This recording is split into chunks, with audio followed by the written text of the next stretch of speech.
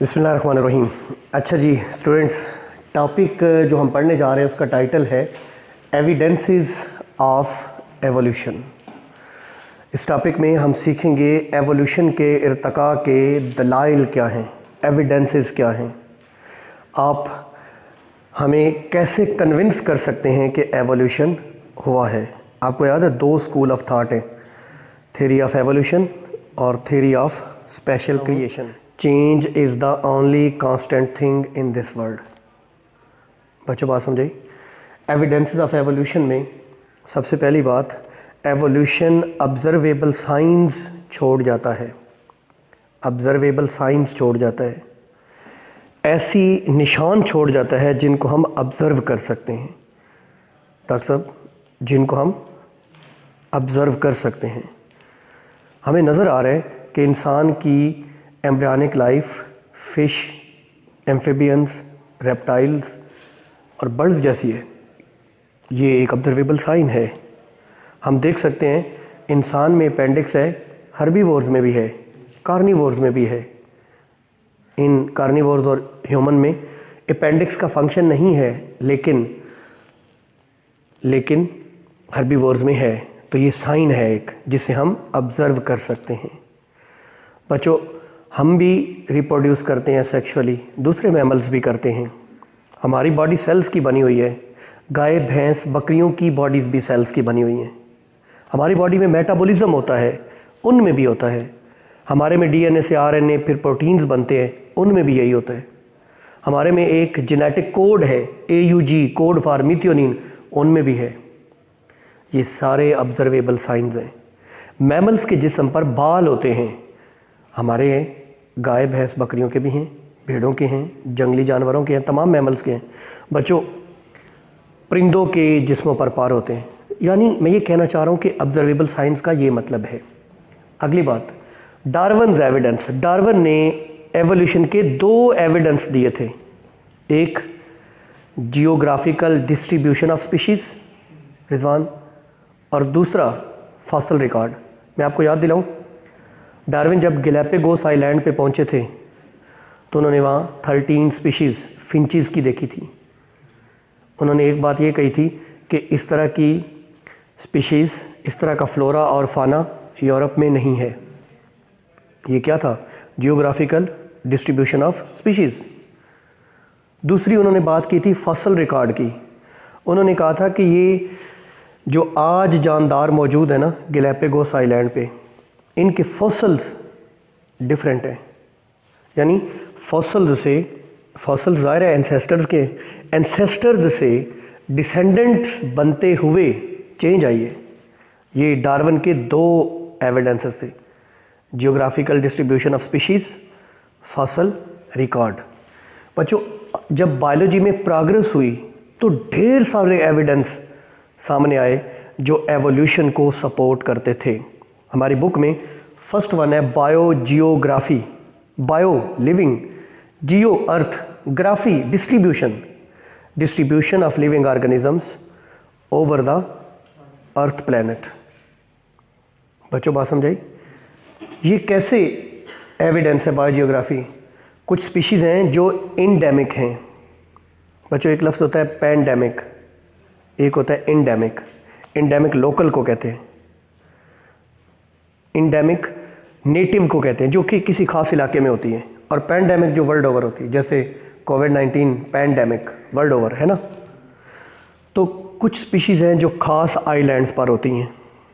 बच्चों, आइलैंड पे पाई जाने वाली स्पीशीज़ मेन लैंड पर पाई जाने वाली स्पीशीज़ से डिफरेंट होती हैं। बड़ी इंपॉर्टेंट बात, आइलैंड पे स्पीशीज़ कहाँ से आई? गैलापागोस फिंचेस किधर से आई थी? मेनलैंड अमेरिका से उड़ के आई थी। जजीरे पर अगर कोई स्पीशीज़ है, फ्लोरा और फाना है, तो वो किधर से आया होगा? वो मेनलैंड से, वो उस बर-ए-आज़म कॉन्टिनेंट से आया होगा मूव करके। अगर बर-ए-आज़म पे आज वो और शक्ल में है और आइलैंड पे चेंज हो गई है, तो इसका मतलब उस इलाके, उस एनवायरनमेंट, उन कंडीशंस, फूड अवेलेबिलिटी, हीट या कोल्डनेस की वजह से वो स्पीशीज चेंज हुई है। बात समझाई? एक एग्जांपल और, आर्मेडिलोस एक अमेरिका में पाया जाने वाला आर्मर्ड मैमल है।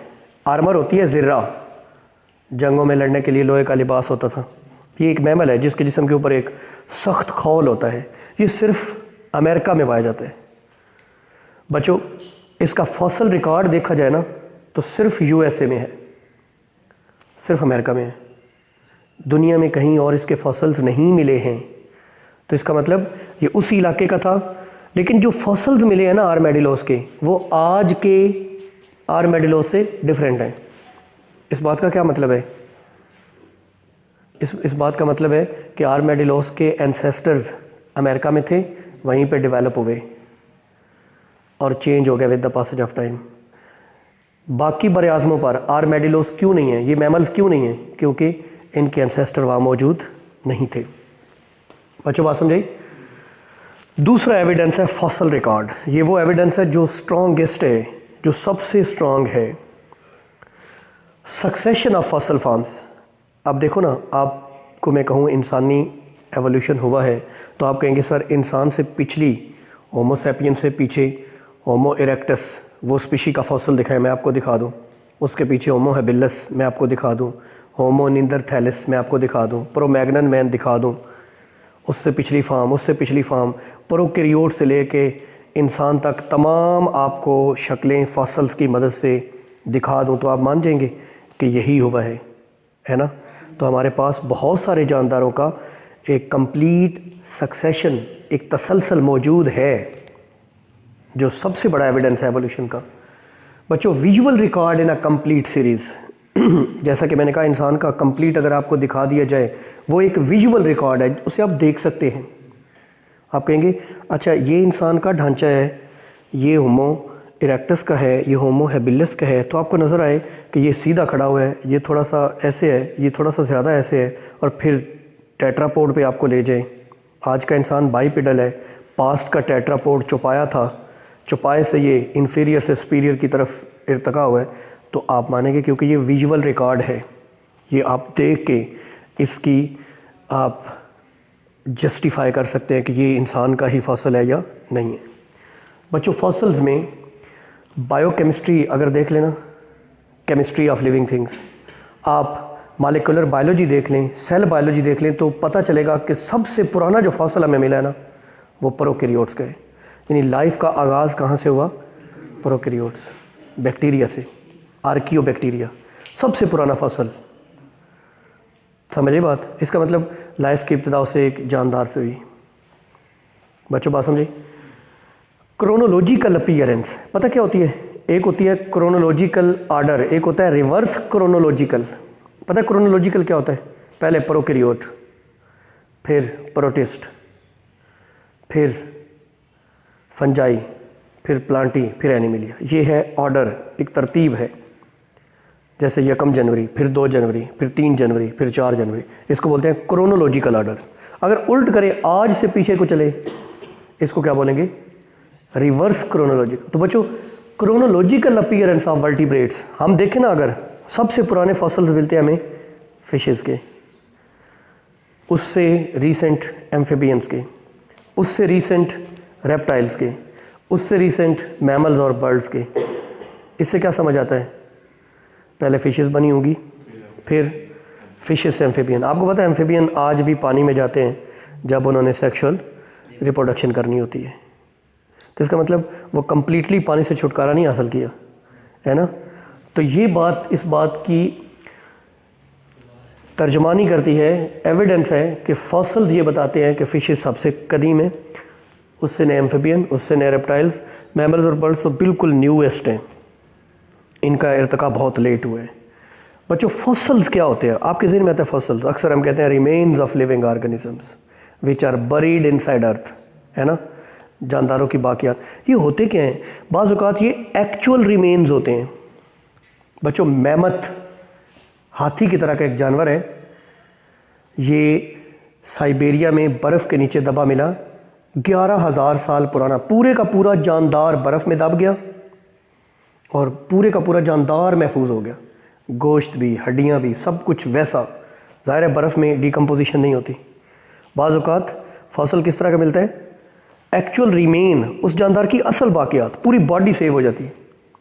बाज़ औक़ात ट्रेसेस, जानदार के जिस्म के कुछ हिस्से मिलते हैं, किसी का सींग मिला, किसी का खुर मिला, किसी की बोन मिल गई, ट्रेसेस थोड़े हिस्से। बाज़ औक़ात बच्चों फॉसिल एम्बेडेड इन सैंड, रेत में दबे होते हैं। एक सहरा में जानदार थे, एनिमल्स थे या प्लांट्स थे, तूफान आ गया रेत का, दब गए, मर गए, वहीं पे दफन हो गए। समझ आई? ये रेजन्स में दबे होते हैं। रेजन्स क्या होता है? ये दरख्तों से हासिल होता है, ब्रोज़ा जिसे कहते हैं। ये समटाइम्स आइस में दब जाते हैं। अभी मेहमत की मैंने मिसाल दी। बच्चों बात समझाई? मेहमत जो था 11,000, बहुत ज़्यादा अर्सा है, 11,000 साल। हमारे पास तो नॉन हिस्ट्री 2000 साल, 2021 है अब। तो मतलब आइस में दब जाए तो वो भी डीकम्पोज नहीं होते। अच्छा नेक्स्ट, बाज़ औक़ात हमें एक इम्प्रेशन मिलता है बच्चों, इम्प्रेशन एक निशान मिलता है। जानदार दबा रहा, फिर ख़त्म हो गया, हड्डियाँ भी डीकम्पोज हो गई, एक ऐसे करके निशान था। आपने मूवीज़ में देखा होगा, वो साइंटिस्ट आहिस्ता हल्के हल्के हल्के हल्के वो साफ़ कर रहे होते जगह, बस वो एक निशान होता है ऐसे करके, है ना। हार्स एवोल्यूशन बड़ी स्टडी की जाती है। हार्स जैसे आज ना ऐसे नहीं था हमेशा, बकरी के जितना था, फिर इसमें डेवलपमेंट चेंजेस होती होती होती ये इस तरह का हार्स हासिल हुआ। इसका कंप्लीट फॉसिल रिकॉर्ड है। बात समझे? अच्छा, बाज़ औक़ात ये कास्ट होता है, ये कोई नक्श होता है, इम्प्रेशन निशान, कास्ट नक्श। बच्चों ये कुर्सी है, ये यहाँ पे दब जाए और सदियों दबी रहे, इसकी लकड़ी सारी डिकम्पोज हो जाएगी, टूट फूट जाएगी, इसको चीज़ें खा लेंगी। लोहा भी पता है आपको डिकम्पोज हो जाता है ना। तो सदियों बाद इस जगह को खोदा जाए तो यहाँ पे ना एक निशान बना हुआ होगा कि यहाँ पे था, यहाँ पे इसकी टेक थी, यहाँ पे इसकी सीट थी, है ना, मिल जाएगा ना, उसको कास्ट या इम्प्रेशन कहेंगे। बाज़ औक़ात फॉसिल पेट्रीफाइड टिश्यू होता है। आपको पता है पेट्रा राख को कहते हैं, चट्टान को कहते हैं, पत्थर को कहते हैं। पता क्या होता है? जैसे इंसान को दफन करते हैं ना, तो इंसान का जिस्म में जहाँ जहाँ बोन्स है ना, वहाँ पे सिलिका SiO2 या कैल्शियम कार्बोनेट के पत्थर बन जाएंगे। जहाँ जहाँ पे वो था वहाँ पे वो पेट्रीफाई हो जाएगा, स्टोन्स बन जाएंगे। वो स्टोन्स सदियों बाद मिलेंगे तो कहेंगे ये फॉसिल है। बाज़ औक़ात ये बच्चों सेडिमेंट्री रॉक्स के अंदर दबे होते हैं। समझ आई? 3 तरह की रॉक्स होती हैं, इग्नियस रॉक्स, मेटामॉर्फिक रॉक्स और सेडिमेंट्री। आपने सेडिमेंट्री समझना है। सेडिमेंट्री रॉक्स ये है, जैसे एक तह है रेत की, फिर दूसरी तह सेडिमेंट तह को कहते हैं, फिर तीसरी तह, समझ आई, फिर चौथी तह। हम उन तहों को ना, जो सबसे ऊपर वाली तह होगी उसमें रिसेंट जो मरे हैं जानवर, उससे नीचे वाली तह में जो उससे पहले मरे थे, उससे नीचे वाली तह में जो उससे पहले, हमें एक पूरा ऑर्डर, एक तरतीब मिल जाएगी। समझ आई बात? अच्छा नेक्स्ट, कंपैरेटिव एनाटॉमी। बच्चों एनाटॉमी क्या होता है? इंटरनल मॉर्फोलॉजी, हमारी हड्डियां जो है, हड्डियों की तरतीब। रिजवान, हम जानदारों की कंपैरेटिव एनाटॉमी स्टडी करें तो ये भी एवोल्यूशन का एक एविडेंस है। मिसाल के तौर पे 4 लिम्स ऑफ ह्यूमन, ये हमारे बाजू, कैट्स के अगली टांगें आप स्टडी करें, व्हेल के फ्लिपर स्टडी कर लें, व्हेल के जो अगले फ्लिपर होते हैं जिस पे वो स्विमिंग करती है। आप चमगादड़ जो बैट्स होती हैं उनके अगले पर, पता है विंग्स होते हैं उनके, उड़ती हैं, उनकी हड्डियों की तरतीब स्टडी करें। बल्कि तमाम मैमल्स जितने भी हैं वो उड़ने वाले हैं यानी बैट्स, वो चलने वाले हैं बाइपेडल या टेट्रापोड, वो तैरने वाले हैं जैसे व्हेल्स, जैसे सील्स। आप इनके 4 लिम्स के अंदर हड्डियों की तरतीब देखेंगे ना, humerus, radius, ulna, carpals, metacarpals, ये सारी फिलेंजेस, आपको सेम तरतीब मिलेगी। ये है कंपैरेटिव एनाटॉमी, कंपेयर कर रहे हैं हम। अब देखो ना, 2 तरह की अब टर्म्स हैं, 3 तरह की terms. Noman, homology, same structure होना, होमोलोगस ऑर्गन्स, वो ऑर्गन्स जिनका बेसिक स्ट्रक्चर सेम हो लेकिन फंक्शंस डिफरेंट हो। अब ह्यूमन अगले बाजों से क्या करता है? Grasping, cat walk, whale swimming, bats flying.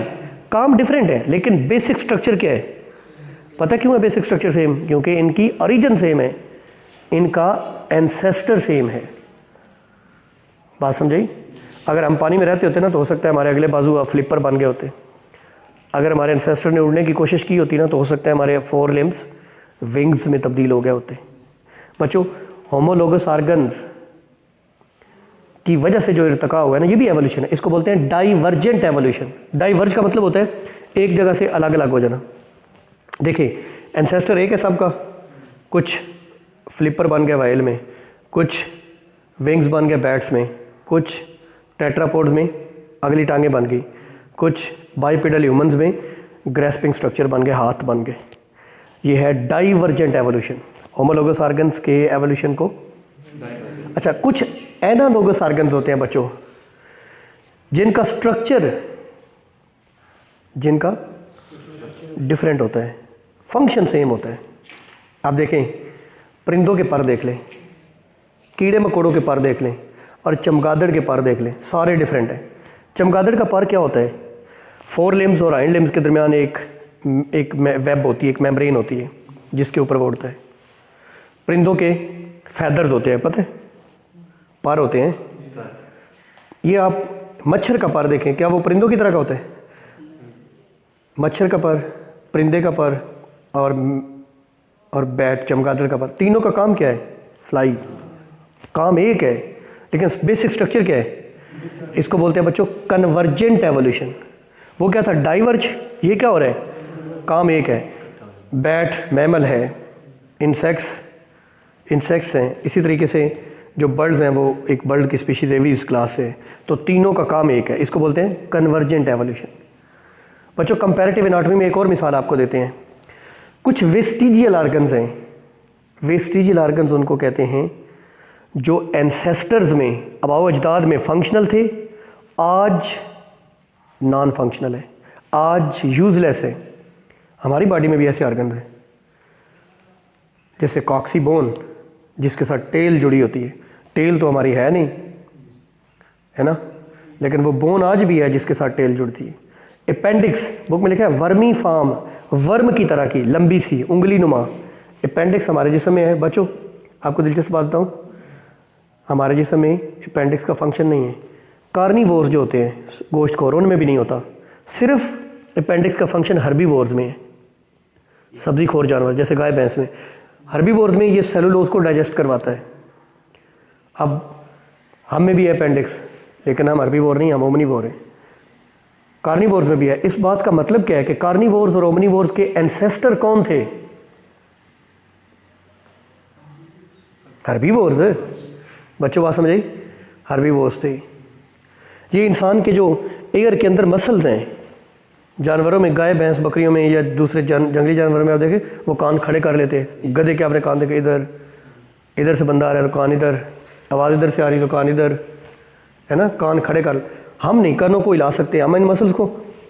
Air muscles का मौजूद, ये भी वेस्टिजियल ऑर्गन है मसल्स। हम क्यों नहीं ला सकते बच्चों? क्योंकि हमारी गर्दन हिल सकती है।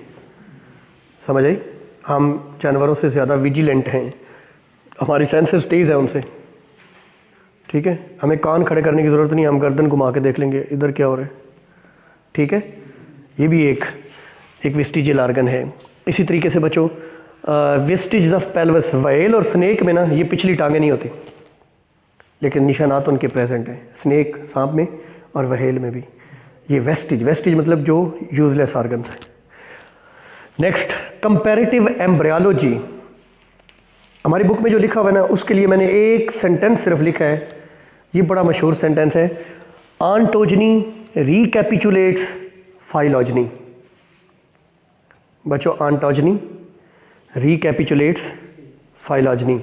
ऑन्टोजनी होती है डेवलपमेंट, फाइलॉजनी होती है एंसेस्ट्रल हिस्ट्री, एवोल्यूशन। देखें, गौर से देखें, हमारी एम्ब्रियोलॉजी देख लें। Embryology mean study of development. आप बर्ड्स की डेवलपमेंट देख लें, आप फिशेस की डेवलपमेंट देख लें, एम्फीबियंस की डेवलपमेंट देख लें, सब की डेवलपमेंटल स्टेजेस सेम हैं।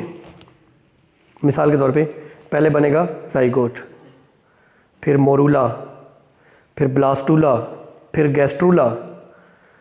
समझ आई बात? ये सारी स्टेजेस सिमिलर क्यों हैं? ये एवोल्यूशन का, हम सबका एंसेस्टर एक है। इसको बोलते हैं ऑन्टोजनी रिकैपिचुलेट्स फाइलॉजनी। बच्चों जैसे हमारे आबाओ अजदाद पैदा हुए हैं वैसे ही हम हुए हैं, है ना। हमारे वालदैन जब उनकी डेवलपमेंट हो रही थी, एम्ब्रियोनिक डेवलपमेंट, तो उनमें स्टेजेस थी। पहले जाइगोट बना होगा, फिर मोरूला, ब्लास्टूला, गैस्ट्रूला, ऑर्गेनोजेनेसिस वगैरह। हमारा भी वही हुआ है। क्यों? क्योंकि हमारा आबाओ अजदाद एक हैं। अगर परिंदों में भी यही हो जो हमारा है डेवलपमेंटल स्टेजेस, अंडे के अंदर चूज़ा बन रहा है तो उसी तरीके से बन रहा है, मेंढक का बच्चा पैदा हो रहा है तो उसी तरीके से हो रहा है, सारी स्टेजेस सेम है। सब की एम्ब्रियोनिक लाइफ में टेल है, सब की है, चूज़े की भी है, फ्रॉग की भी है, स्नेक की भी है, इंसान की भी है। तो इसका मतलब इनकी ओरिजिन एक जगह से हुई है। बच्चों, गिल पाउचेज हमारे भी होते हैं, परिंदों के भी होते हैं, मछलियों के भी होते हैं। गिल पाउचेज कब? एम्ब्रियोनिक लाइफ में। कब? एम्ब्रियोनिक लाइफ, जब हम एम्ब्रियो थे। गिल पाउचेज थैलियाँ होती हैं, मछलियों में वो गिल्स बन जाते हैं, हमारे परिंदों में वो यूस्टेकियन ट्यूब बन जाते हैं। कानों को गले से, थ्रोट से मिलाने वाली एक नाली होती है जिसको यूस्टेकियन ट्यूब। लेकिन हमारी एम्ब्रियोनिक लाइफ में तो दोनों एक तरह के गिल पाउचेज थे। इसका मतलब हमारा फिश का, एम्फिबियंस का, रेप्टाइल्स का आपस में कोई रिलेशनशिप है, और वो रिलेशनशिप क्या है? एवोल्यूशनरी हिस्ट्री सेम है। आगे बढ़ते हैं बच्चों। मॉलिक्यूलर बायोलॉजी, सुने गौर से। Genetic code is universal.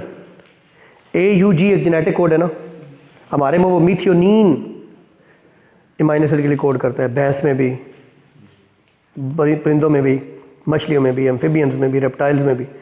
इसका मतलब ये जेनेटिक कोड एक जैसा क्यों है? क्योंकि हमारी ओरिजिन एक है। बच्चों, उनमें DNA से RNA, RNA से प्रोटीन बनता है जिसको आप सेंट्रल डोगमा कहते हैं। हमारे में भी यही होता है। उनमें भी जेनेटिक मटेरियल क्या है? DNA। हमें भी क्या है? समझ आई? उनके अंदर स्किन किस चीज़ की बनी हुई है? केराटिन प्रोटीन की। बाल किस चीज़ के बने हुए हैं? केराटिन प्रोटीन के। हमारे में भी वही है। फिर फ़र्क कहाँ है? कोई फ़र्क नहीं है।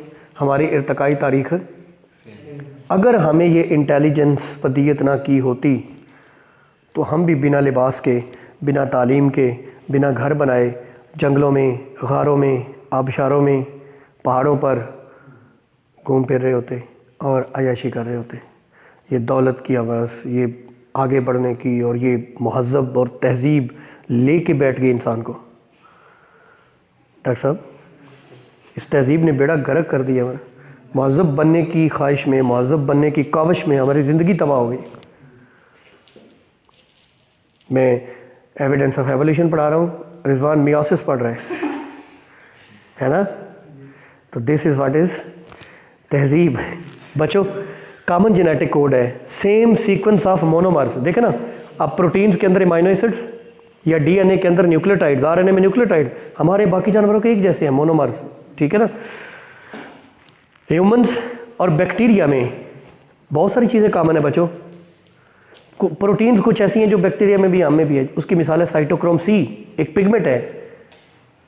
इस बात का क्या मतलब है? यूकैरियोट्स में भी है साइटोक्रोम C, बैक्टीरिया में भी है। इसका मतलब बैक्टीरिया और यूकैरियोट्स का आपस में कोई रिलेशनशिप है। एक एविडेंस मैंने खुद लिख दिया, आगे बुक में तो नहीं था, बायोकेमिस्ट्री। आपको याद है chapter number 2 first year biology, पहले पेज के ऊपर एक टेबल बना हुआ है। एक तरफ बैक्टीरियल सेल है, एक तरफ मेमेलियन सेल है। बैक्टीरियल और मेमेलियन सेल्स की बायोकेमिस्ट्री कंपेयर की गई है। फाकिर साहब, बायोकेमिस्ट्री मतलब बताया गया इसमें पानी 70% है, उसमें भी 70% है, इसमें DNA इतना है, उसमें DNA इतना है, इसमें एक जैसी हैं वैल्यूज़। बैक्टीरियल और मेमेलियन सेल में ज़मीन आसमान का फ़र्क है, लेकिन उनकी कंपोजिशन सेम होने का मतलब ये है कि इनमें कोई रिलेशनशिप है। बच्चों, ये हैं एविडेंसेस ऑफ एवोल्यूशन।